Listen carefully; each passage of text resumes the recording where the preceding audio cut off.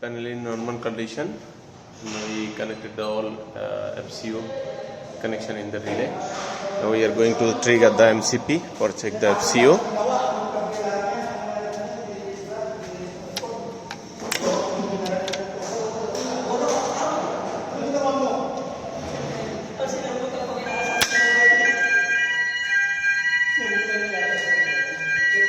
Go off FCO.